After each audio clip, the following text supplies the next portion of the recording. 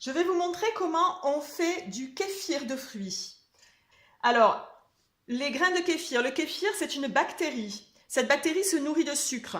Dans la boisson finale, il n'y aura pas de sucre parce que des bactéries auront consommé le sucre et vous aurez une boisson pleine de probiotiques, très bonne pour la santé et puis très bonne au goût surtout. Alors là, on va la faire uniquement à l'eau. Pour moi, c'est une première, je vous avoue. D'habitude, je la fais avec du jus de fruits. Je referai une autre vidéo avec du jus de fruits, mais là, on va la faire à l'eau. On m'a donné cette recette, donc je vais l'essayer en direct.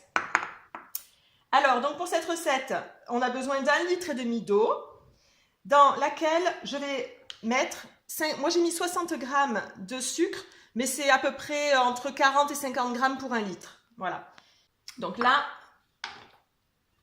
j'ai mis le sucre, je remets un petit peu. C'est ce qui va lui permettre de grossir déjà, et puis surtout de faire une boisson pétillante. Dans cette eau et ce sucre, je vais mettre 2 figues. Alors les figues, elles servent aussi, alors elles servent à donner du goût, mais elles servent aussi de témoins. Quand les figues, voilà, elles vont couler. Quand elles remonteront, votre kéfir est prêt, vous pourrez le filtrer, mais je ferai la suite en vidéo.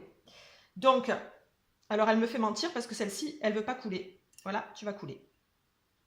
Bon, c'est pas grave, on en a une au fond, on fera avec. Des fois, il y en a qui sont un petit peu réticentes.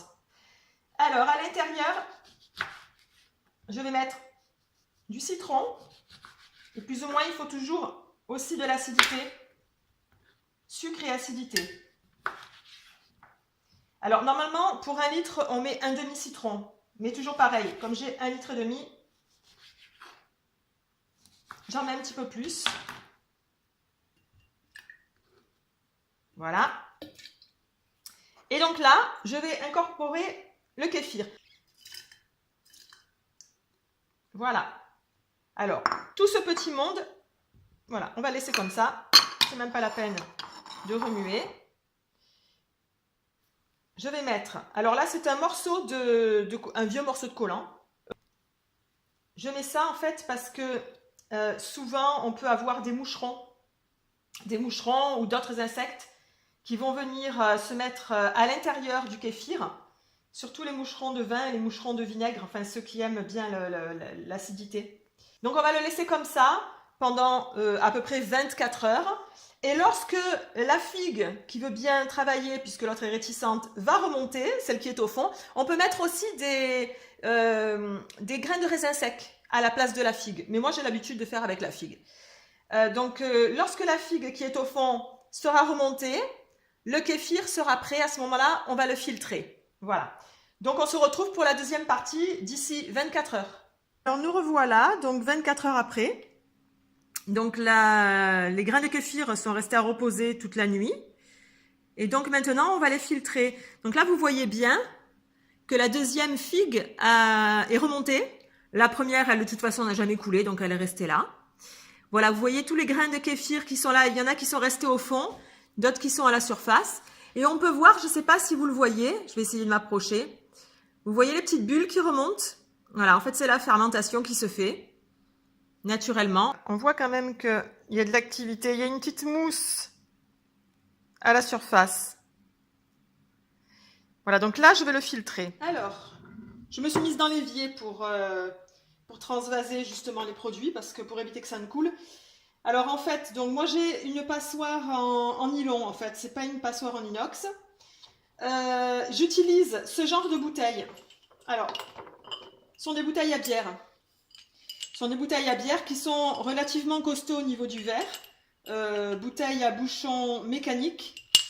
Je vous déconseille d'utiliser ce genre de bouteilles. Alors ça, ce sont des bouteilles pareilles, bouchon mécanique. Mais ce sont des bouteilles qu'on achète, je ne sais plus, Casa, Jiffy ou un autre soldeur ou peut-être en grande surface, je ne sais pas. Le souci, c'est que le verre est très fin et qu'on a eu de très mauvaises surprises. Ça nous est arrivé d'avoir des bouteilles qui explosent. Donc celle-ci, je n'utilise plus. Donc voilà, donc je vais mettre, voilà, transvider mon produit dans les bouteilles. Je vais soulever un petit peu parce que ça fait appel d'air. Voilà, donc je transvide et je ne remplis pas complètement. Parce que si je remplis trop, comme ça va faire du gaz, ça va être sous pression. Donc il vaut mieux éviter de remplir la bouteille complètement. Et moi j'avais fait 1,5 litre en me disant que ça ferait pour 2 bouteilles, mais j'en ai plus. Donc c'est pas grave, on va le boire. Ça sent extrêmement bon, vous n'avez pas l'odeur. Mais alors je peux vous dire que l'odeur du citron et l'odeur de... Je ne saurais pas vous expliquer, ça a une odeur un petit peu de citron et de levure. C'est extrêmement agréable. Donc ce qu'on fait ensuite, on retire les citrons. Alors moi les citrons, je vais les utiliser pour faire du jus. Hein. Je ne vais pas les jeter parce que je ne jette rien. Donc les citrons, hop, je les récupère. Je récupère mes figues, que je vais pouvoir manger d'ailleurs, hein, ceci dit. Moi j'aime bien, elles ont trempé là pendant 2 jours, elles ont le goût du kéfir et elles sont très très souples. Et donc, hop, on enlève ça. Alors je vous montre, on remplit à peu près jusqu'ici. On fait attention de ne pas remplir la bouteille, donc les bouteilles vont être fermées. Si j'y arrive parce qu'elles sont très dures à fermer. Elles vont rester 24 heures à l'air ambiant. Et après les 24 heures, en fait c'est une deuxième fermentation qui va se faire sans les grains de kéfir à l'intérieur. Et après ces 24 heures, vous mettrez les bouteilles au frigo. Vous allez pouvoir les conserver 15 jours, 3 semaines. Honnêtement, ça se conserve et puis vous allez sentir hein, s'il y a une odeur qui vous déplaît ou si c'est simplement trop aigre. Ben, vous ne le buvez pas tout simplement. Vous pouvez l'utiliser, je ne sais pas, pour mettre dans vos jus par exemple. Voilà. Donc ça se conserve au frigo ensuite. Hein. Oui, pendant les 24 heures. Prenez soin de temps en temps, hop, vous ouvrez un petit peu le bouchon, la bouteille, pour faire sortir le gaz. Pour pas que ça soit trop sous pression, parce que ça risque de mousser, ça mousse des fois autant, sinon plus que du champagne. Donc mon kéfir, ça c'est les grains qui m'attendaient au frigo, hein, parce que je n'avais pas tout mis, il y en avait beaucoup. Ce que je vais faire, ceux qui sont là-dedans, ben, je vais les rincer, tout simplement. Voilà. Je les rince. Et je les remets. Donc là, je n'ai pas tout mis, donc je laisse la même eau. Quand on utilise tout, on peut tout mettre hein, si on veut. Hein. Quand on utilise tout, au niveau des grains de kéfir, on remet tout simplement de l'eau, non chlorée, je précise, puisque ce sont des bactéries, que les bactéries meurent au contact du chlore.